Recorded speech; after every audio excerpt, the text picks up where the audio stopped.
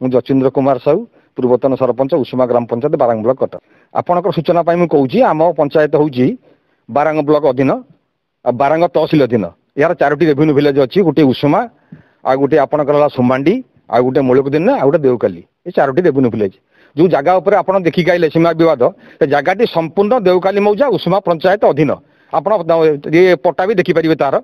ସେଠୁ ଗୋଟେ ବିସ୍ମୟ ଲାଗୁଛି ଆମ ବ୍ଲକଟାକୁ ମାନେ ପୁରା ଏଠି ପ୍ରତ୍ୟାଖ୍ୟାନ କରାଯାଇଛି, ପଞ୍ଚାୟତକୁ ପ୍ରତ୍ୟାଖ୍ୟାନ କରାଯାଇଛି, ତହସିଲଦାର ନାଁ ନାହିଁ, ଅନ୍ୟ ବ୍ଲକରୁ ଅନୁଦାନ ଆସି କରାହେଉଛି। ଆମେ ବିକାଶକୁ ବିରୋଧ କରୁନୁ, କିନ୍ତୁ ଏଇ ଯେଉଁ ସଦର ବିଡିଓଙ୍କର ଏଭଳି କାର୍ଯ୍ୟ ଏଟା ପୁରା ଆଦୌ ଗ୍ରହଣୀୟ ନୁହେଁ। ଏ ଆମ ପଞ୍ଚାୟତ ଭିତରେ ଗୋଟେ କାର୍ଯ୍ୟ ହବ, ପୁଣି ଲେଖା ହବ ଖଣ୍ଡିତ ପଞ୍ଚାୟତ ସଦର ବ୍ଲକ, ଏଇଟା ଆଦୌ ଗ୍ରହଣୀୟ ନୁହେଁ। ଆପଣଙ୍କ ମାଧ୍ୟମରେ ଅନୁରୋଧ କରିବି ସଦର ବିଡିଓ ମହାଶୟଙ୍କୁ ତୁରନ୍ତ ଏ କାର୍ଯ୍ୟରୁ ନିବୃତ୍ତ ରୁହନ୍ତୁ। ଏ ଅଞ୍ଚଳରେ କେମିତି ଶାନ୍ତି ପ୍ରତିଷ୍ଠା ହବ ସେଥିପାଇଁ ଯତ୍ନବାନ ହୁଅନ୍ତୁ। ନହେଲେ ଏଠି ସେଇ ଜାଗାକୁ କେନ୍ଦ୍ର କରି ଯାହା ଭବିଷ୍ୟତରେ ମାନେ ଘଟିବ ଆଇନ ଶୃଙ୍ଖଳା ପ୍ରତି, ସେଥିପାଇଁ ସଦର ପ୍ରଶାସନ ହିଁ ଦାୟୀ ରହିବେ। ଲିଖିତ ଅଭିଯୋଗ ଗ୍ରାମବାସୀ ମୋତେ ଦେଇଥିଲେ, ମୁଁ ବି ମୋ ମତାମତ ସଦର ବିଡିଓଙ୍କୁ ଜଣେଇ ଦେଇଛି।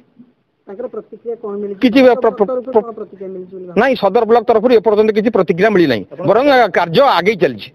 ଆମର ଗୋଟେ ଦେଓକାଳି ଗୋଟେ ରେଭିନ୍ୟୁ ଭିଲେଜ ଯେଉଁଟା କି ଉଷୁମା ଗ୍ରାମ ପଞ୍ଚାୟତରେ ଯାଉଛି।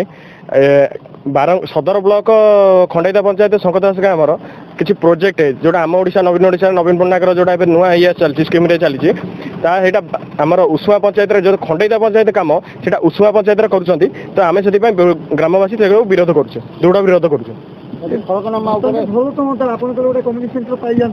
ଆଜ୍ଞା ନାଇଁ, ସେଇଟା ତ ଇଏ, କିନ୍ତୁ ଗାଁର ଇଏଟା ଉପରେ ଯଦି ଆମେ ଏଇଖିଣା ବାହାର ଗାଁର ଲୋକ ଆସିକି ଆମ ଗାଁ ଉପରେ କିଛି ବି ଲେଖିବେ, ଆଜି ଉଷୁମା ପଞ୍ଚାୟତ ଏରିଆରେ ଯଦି ସଦର କାମ କରିବ, ତାହେଲେ ଆମ ଉଷୁମା ଜିପିର କିଛି ବି ଇଏ ରହିବନି ନା, ଆମ ଗାଁର କିଛି ଇଏ ରହିବନି। ସେଥିପାଇଁ ଆମେ ସେଇଟାକୁ ବିରୋଧ କରୁଛୁ।